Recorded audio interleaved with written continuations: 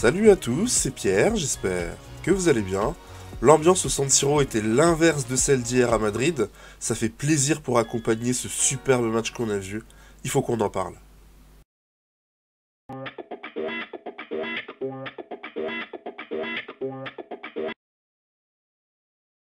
D'abord, le fait du match, c'est la blessure de Léao. Quand j'ai appris qu'il jouait pas, je me suis dit que l'Inter partait favori. Parce que sans Léao, tu perds ta force majeure en attaque. 8ème minute de jeu. Alors franchement, ça part sur les chapeaux de roue. Djeko, qui se dit Djeko, hein, puisqu'il y a un caron sur le Z. Le caron, ça se prononce che. Donc Z, che, ça fait dj. Donc Djeko catapulte le ballon au fond des filets, après avoir gagné son duel.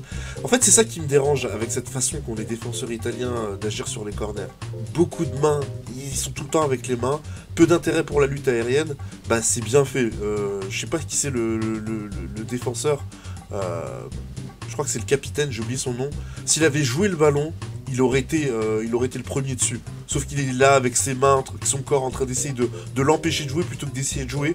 Et bah lui, Djeko, qu'est-ce qu'il fait? Il tend la jambe et il marque le but. Di Marco déborde sur le côté, il la met dans l'axe.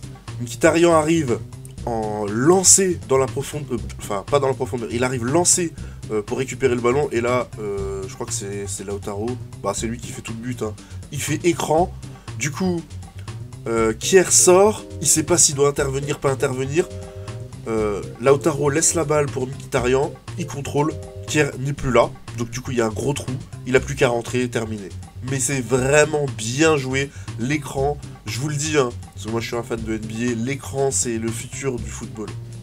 Alors on pourrait s'interroger sur l'intervention de Maignan pour le coup, mais bon, moi je rappelle quand même qu'un but ça fait 7m32 sur 2m44, donc ça aurait été compliqué pour lui de toute façon de l'avoir.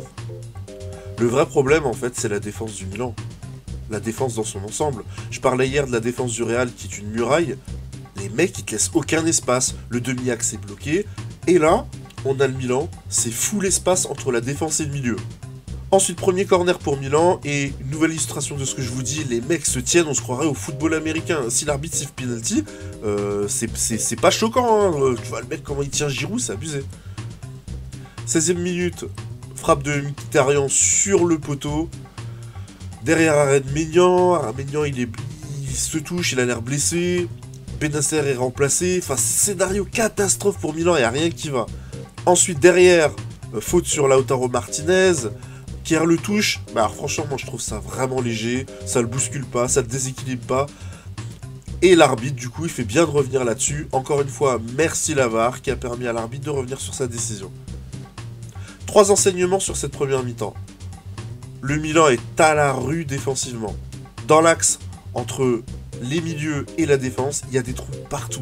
Et quand les défenseurs montent pour combler les trous, bah forcément il y a un espace derrière eux. Là, Pioli doit vite revoir son système tactique, ou sinon ça peut tourner à l'humiliation cette histoire.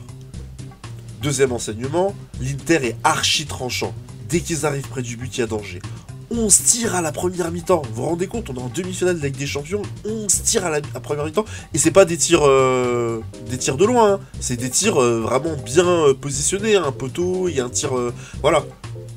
Ils vont plus vite, l'Inter, ils vont plus vite que les défenseurs du Milan AC.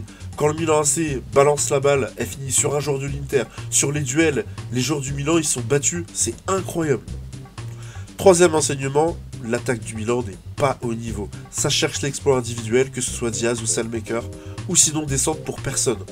Autrement, il reste bloqué dans la zone de déséquilibre à essayer de trouver une solution qui n'arrive jamais. Je trouve que la première mi-temps a été riche en occasions, mais techniquement, on va dire, en dessous de ce qu'on a vu hier. En fait, c'est marrant parce que hier, le niveau technique était très élevé, mais par contre, il n'y a pas eu tant d'occasions que ça. Il y a beaucoup d'agressivité et le spectacle est présent. J'ai hâte de voir la deuxième mi-temps avec potentiellement un réveil du Milan.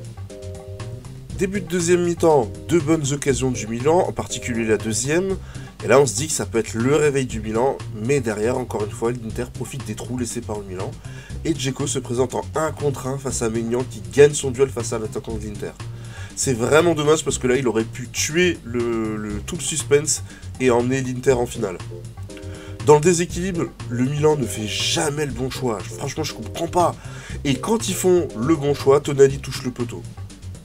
Bon, ils ont toujours pas réglé leurs problèmes de milieu défensif sous les yeux de Demetrio Albertini et d'Andrea Pirlo, deux des meilleurs milieux défensifs que l'Italie a eu dans son histoire, mais ils montrent un meilleur visage offensivement. 3 choses à retenir de cette deuxième mi-temps. La paire Dzeko-Martinez, elle a montré une belle complémentarité, ils se sont bien trouvés, franchement j'ai bien aimé. Je comprenais pas pourquoi Lukaku n'était pas titulaire, mais franchement le match de Dzeko était excellent, autant défensivement qu'offensivement. Deuxième enseignement, le Milan AC aurait dû démarrer son match comme il a démarré la deuxième mi-temps.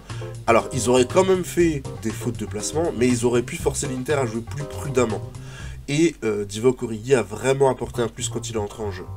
Troisième enseignement, j'ai bien aimé l'arbitrage. Il a laissé jouer, il est revenu quand l'avantage ne profitait pas, il a fait comprendre aux joueurs qui devaient arrêter leur cinéma. Non, franchement, c'était bien. Victoire donc de l'Inter 2-0. Concernant le match retour, si la blessure de Léao est bien aux adducteurs, comme ça a été dit, vous ne le verrez pas non plus. Adducteur, c'est 1 mois de repos pour sa cicatrice. Je sais pas depuis combien de temps il est blessé, mais c'est sûr qu'il sera pas là au match retour. En tout cas, j'ai hâte de voir le match retour qui s'annonce ouvert, parce que le Milan n'aura pas d'autre choix que d'attaquer. Voilà, merci à tous d'avoir suivi ce débrief. Pas beaucoup de vidéos ces derniers temps, parce que je regarde les playoffs NBA, mais ce week-end, il y aura du contenu. À très bientôt.